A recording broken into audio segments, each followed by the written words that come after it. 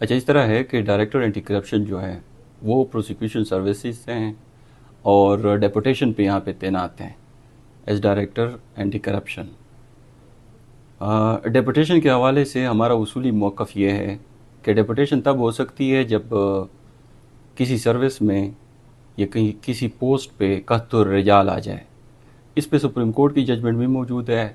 اور اس پہ high court کی ججمنٹ بھی موجود ہے۔ تو یہاں پہ قحط الرجال تو نہیں ہے، ہمارے افسران او ایس ڈی ہیں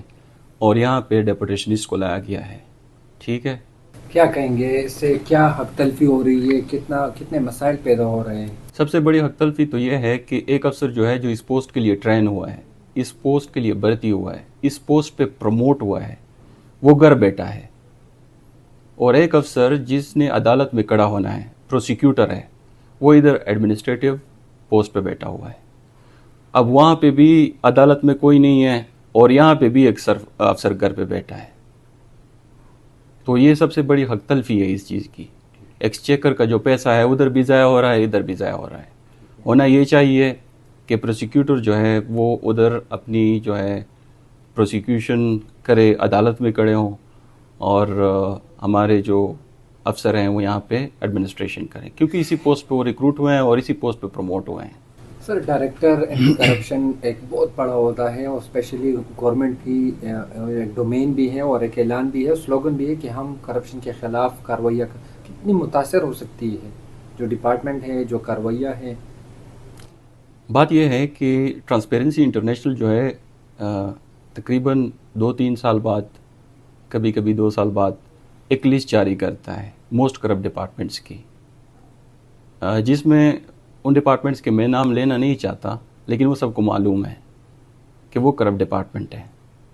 تو اس کے حوالے سے ہم نے خط لکھا ہے چیف سیکرٹری صاحب کو کہ ذرا ان کی آپ اسیسمنٹ کریں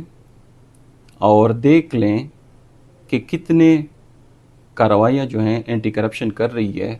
ان کرپٹ ڈپارٹمنٹ کے خلاف، اور ہماری اطلاعات کے مطابق کوئی کارروائی ان کے خلاف نہیں ہوتی۔ سر، کیا آپ سمجھتے ہیں کہ کتنے سینئر آفیسر ہے جو نگلیکٹ ہے اور وہ نہیں ہے، اور ڈپوٹیشن پر جس طرح آپ نے اینٹی کرپشن کا ذکر اس کو لایا گیا ہے؟ ہمارے جو ہیں ہر گریڈ میں افسران او ایس ڈیز ہیں، اور یہاں پہ پورے صوبے میں اب تک 35 ایسے دوسرے سروسز کے افسران ہیں جو ڈیپوٹیشن پہ بیٹھے ہوئے ہیں۔ سی این ڈبلیو میں ہیں، لوکل گورنمنٹ میں ہیں، لا ڈپارٹمنٹ میں ہیں، اس کے علاوہ پی این ڈی میں ہیں، ایجوکیشن ڈپارٹمنٹ میں ہیں، اس کے علاوہ جو ہے ہمارا C M secretariat, governor secretariat, یہ سارے ڈپارٹمنٹ جو ہے اس میں ڈیپوٹیشنسٹ ان لوگوں نے وہاں پہ لگائے ہوئے ہیں، اور جن پوسٹوں پہ یہ لگے ہیں ان پوسٹوں کے عوض جن افسرانوں نے لگنا ہے وہ او ایس ڈیز ہیں ہر گریڈ میں۔ یہ 20 گریڈ تک افسران جو ہیں یہاں پہ تعینات کیے گئے ہیں۔ کتنی یہ تشویش کی بات ہے اور کتنی تشویش پائی جاتی ہے ان افسران میں؟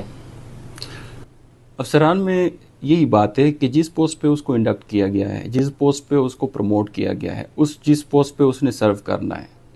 وہ اپنی انرجی جو ہے وہاں پہ کسی طرح سے بھی یوٹیلائزیشن اس ہیومن ریسورس کی نہیں ہو رہی، بلکہ وہ ضائع ہو رہی ہے، کیونکہ اس افسر کو تنخواہ تو مل رہی ہے، آفیسر آن اسپیشل ڈیوٹی ہے، آفیسر آن اسپیشل ڈیوٹی مینس کہ گھر پہ بیٹھا ہے۔ ایسے نہیں ہے کہ وہ ایسے افسران ہیں جو قابل نہیں ہیں، لیکن اس میں یہ کوتاہی ہوتی ہے زیادہ تر جو ایس ڈیز ہوتے ہیں کہ وہ ایماندار افسر ہوتے ہیں، نسبتاً ہوتا یہ ہے کہ ایماندار افسر ہوتے ہیں، وہ کام نہیں کرتے جو ایک ڈیپوٹیشنسٹ کرے گا، اس کے لیے وہ تیار نہیں ہوتے، اس نے قانون کے مطابق کام کرنا ہوتا ہے، تو آبویسلی اس کی سسٹم میں پھر جگہ نہیں ہوتی۔ اوورال کتنے افسر ہیں جو او ایس ڈی سے ہیں؟ اب تک جو ہے ہمارے جو ہیں تقریباً 60 سے اوپر افسران جو ہیں او ایس ڈیز ہیں۔ کہ کتنا یہ اقدام اس سسٹم کو، گورنرز کو، اس چیزوں کو افیکٹ کر رہا ہے؟ اس اقدام سے یہ ہو رہا ہے کہ پہلے بھی ایک وقت میں احتساب کمیشن بنا تھا، اور اس احتساب کمیشن نے یہاں پہ افسران کے خلاف کارروائیاں کی، اور اس وقت بھی حکومت پاکستان تحریک انصاف کی تھی، تو انہوں نے یہاں پہ کارروائیاں کی، اور اس احتساب کمیشن نے اتنی زیادتیاں کی افسران کے ساتھ ان کی پگڑیاں اچالی، کنوکشن کوئی نہیں ہوئی ان کی، سب باعزت بری ہوئے کیونکہ پروسیجرل لیپسز تھے۔